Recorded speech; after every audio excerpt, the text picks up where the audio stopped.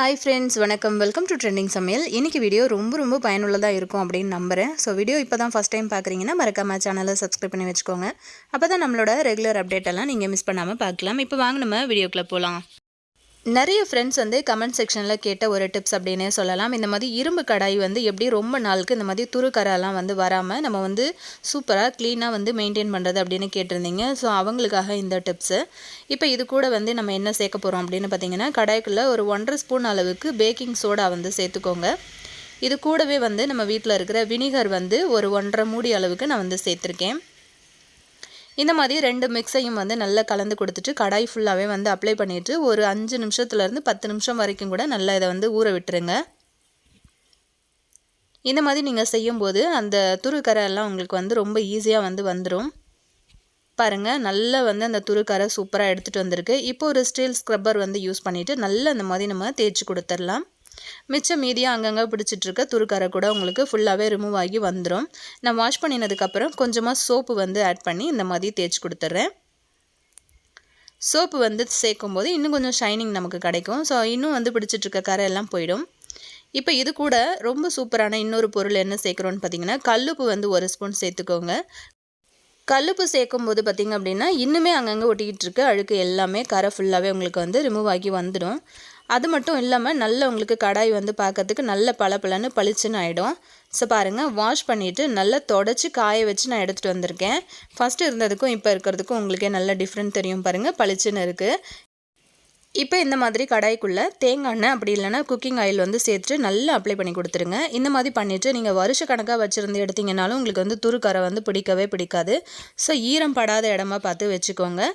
கண்டிப்பாக ட்ரை பண்ணி பார்த்துட்டு எப்படி இருக்குன்னு சொல்லுங்கள். இப்போ நம்ம அடுத்த டிப் என்னென்னு பார்க்கலாம். இந்த மாதிரி தேங்காய் எண்ணெய் பாட்டில்லாம் நம்ம ஆயில் வந்து வாங்கி யூஸ் பண்ணுவோம். ரொம்ப நாளுக்கு வந்து வச்சுருக்கிறவங்களும் இருப்பாங்க. ஸோ நான் வந்து பார்த்திங்கன்னா சின்ன பாட்டில் தான் வாங்கி யூஸ் பண்ணுறேன். எனக்கு இது வந்து டக்குன்னு முடிஞ்சிடும். ஆனால் நிறைய பேர் வந்து பார்த்திங்கன்னா 1 லிட்டர் 1.5 லிட்டர் அந்த மாதிரி பாட்டில்லாம் வந்து வாங்கி யூஸ் பண்ணும்போது என்னாகும் அப்படின்னா, ரொம்ப நாள் ஆகுறதுனால ஒரு மாதிரி வாடை வந்து வர ஆரம்பிக்கும். ஸோ தேங்காய் எண்ணெய் அப்படிங்கிறதுனால சீக்கிரமாகவே நமக்கு வந்து ஒரு மாதிரி கெட்டு போன வாடை மாதிரி வரும். ஸோ அந்த மாதிரி வாடை வராமல் நல்ல ஃப்ரெஷ்ஷாகவே இருக்கிற மாதிரி எப்படி மெயின்டைன் பண்ணுறதுன்னு பார்த்தீங்கன்னா, தேங்காய் எண்ணெய் வந்து இந்த மாதிரி எடுத்துக்கிட்டு அது கூட ஒரு 4-5 மிளகு வந்து போட்டு வைங்க. இதே நீங்கள் வந்து செக்கில் ஆட்டி வைக்கிறீங்க தேங்காய் எண்ணெய் அப்படின்னும் போது இன்னும் ஒரு 7-8 மிளகு வந்து எக்ஸ்ட்ராவே வந்து சேர்த்து வைங்க. இந்த மாதிரி செய்யும்போது உங்களுக்கு வந்து ஒரு மாதிரி அந்த வாடை எதுவுமே எண்ணெயில் வரவே வராது. ஸோ கண்டிப்பாக நிறைய பேருக்கு இது வந்து யூஸ்ஃபுல்லாக இருக்கும். ஏன்னா செக்கில் ஆட்டுறவங்க நிறைய பேர் இருப்பாங்க இல்லையா? ஸோ கண்டிப்பாக ட்ரை பண்ணி பாருங்கள்.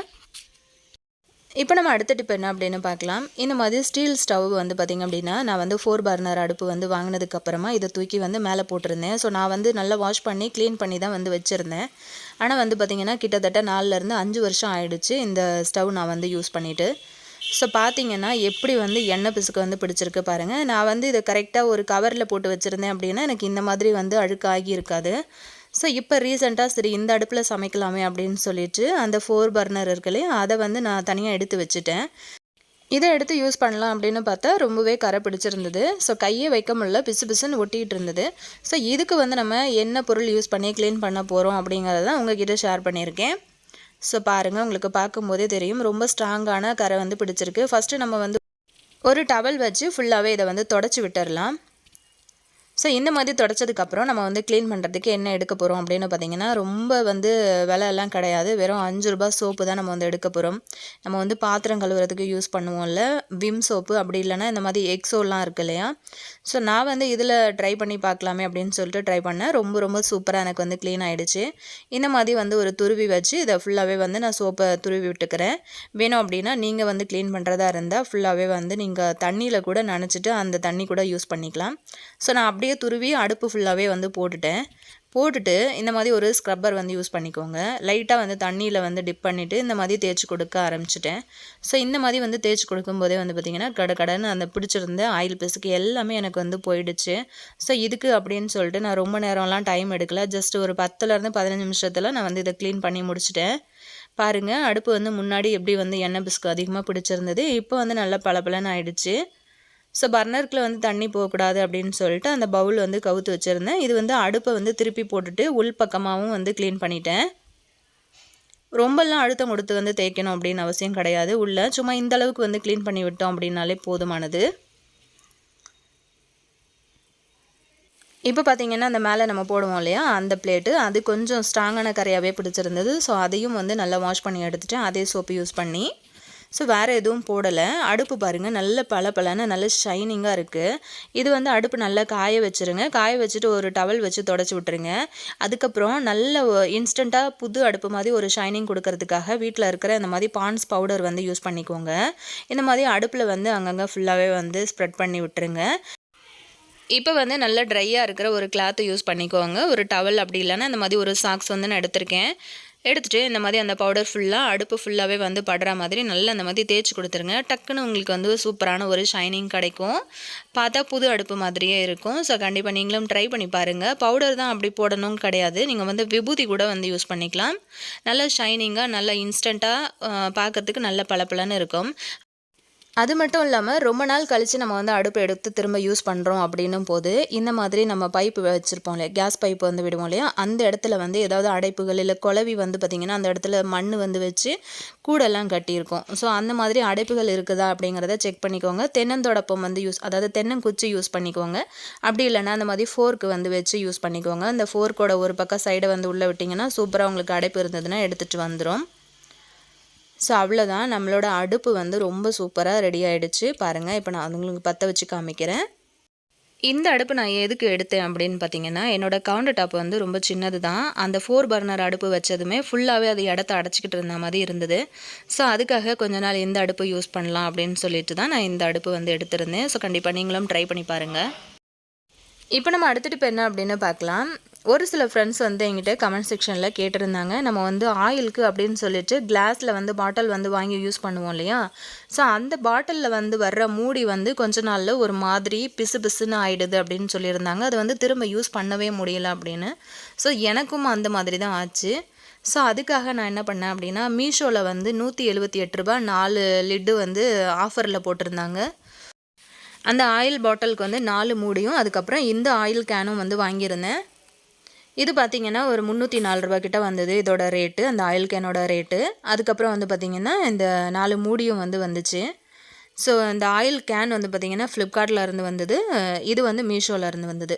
ஸோ எனக்கு வந்து இது ரொம்ப ரொம்ப யூஸ்ஃபுல்லாக இருக்குது பர்சனலாகவே.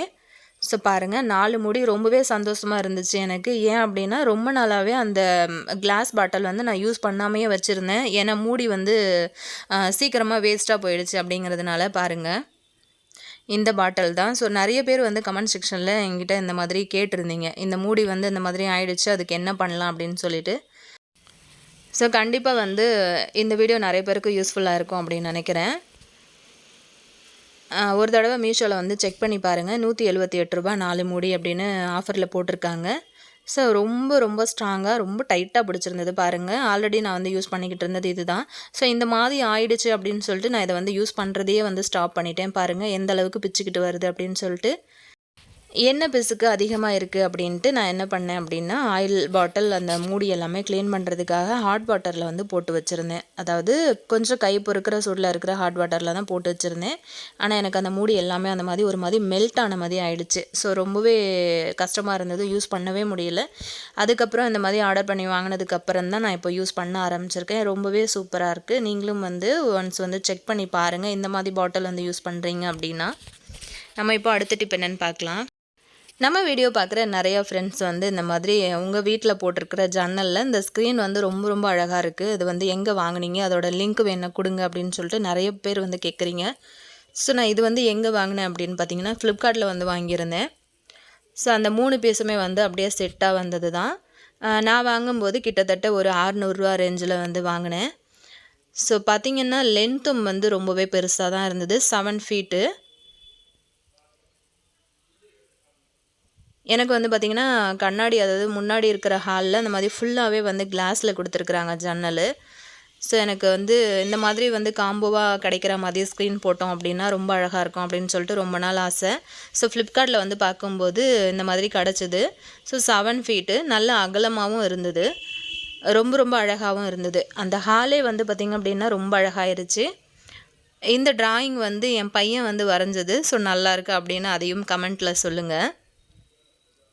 அதுக்கப்புறம் நம்ம இன்னொரு டிப் என்னென்னு பார்க்கலாம். இந்த மாதிரி ஸ்க்ரீனுக்கெல்லாம் நம்ம வந்து இந்த மாதிரி வேஸ்ட்டாக போகிற வலையெல்லாம் நம்ம வந்து தூக்கி போட்டுருவோம் இல்லையா. ஸோ அந்த மாதிரி தூக்கி போடாமல் இதில் வந்து உங்களுக்கு பிடிச்ச மாதிரி கலரில் இருக்கிற உள்ளன் நூல் வந்து சுற்றி எடுத்துக்கோங்க. இந்த மாதிரி நான் வந்து பிங்க்கில் சுற்றிருக்கேன். ஏன்னா அந்த ஸ்க்ரீன் வந்து பிங்க் அப்படிங்கிறதுனால பிங்க்கே போட்டால் ரொம்ப அழகாக இருக்கும் அப்படின்னு. ஏன்னா அது நம்ம போட்டிருக்கிறது சரியாக தெரியாது இல்லையா, பார்க்குறதுக்கும் நல்லாயிருக்கும் அப்படின்னு சொல்லிட்டு நான் பிங்க்கில் போட்டிருந்தேன். இப்போ நான் உங்களுக்கு ஒன்று போட்டு காட்டுறேன் பாருங்கள். இந்த வீடியோ உங்களுக்கு பிடிச்சிருந்ததுன்னா உங்கள் ஃப்ரெண்ட்ஸ் அண்ட் ஃபேமிலி மெம்பர்ஸ்க்கும் ஷேர் பண்ணுங்கள். நெக்ஸ்ட் ஒரு வீடியோவில் நம்ம மீட் பண்ணலாம் ஃப்ரெண்ட்ஸ். தேங்க்யூ.